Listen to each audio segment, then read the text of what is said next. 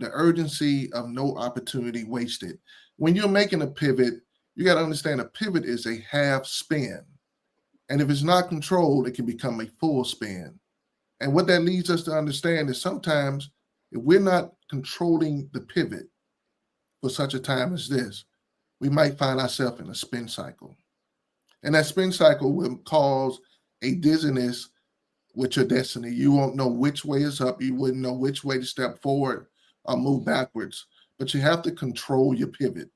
In the book, which I have penned, which is called For Such a Time as This, I highlight the fact that Dr. King was at a pivotal moment in the history of our people and our nation. And everyone knows that I Have a Dream speech still rings true today. And he was talking about liberation or finding a path forward, the urgency of now. And he said these words: I feel that we are faced with the fierce urgency of now, that tomorrow is today. What happens when the thing you were expecting to do later or tomorrow is now in your face today? Like it is a now moment where you can't waste the opportunity. You got to learn how to pivot and control it.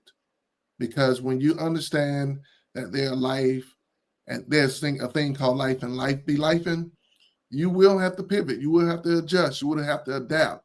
And that's what this book is all about. It's about you aligning yourself. It's about you becoming agitated enough to know that you got to do something now. It's about you assessing your group of people that are around you, which you are the average of. You have to understand that for such a time as this, is helping everyone understand that your next is your now. So if you stay ready, you don't have to get ready. Now that in itself is a word. Stacy, talk to us about that, because you've literally built two schools from the ground up. You've been in administration and education for quite some time.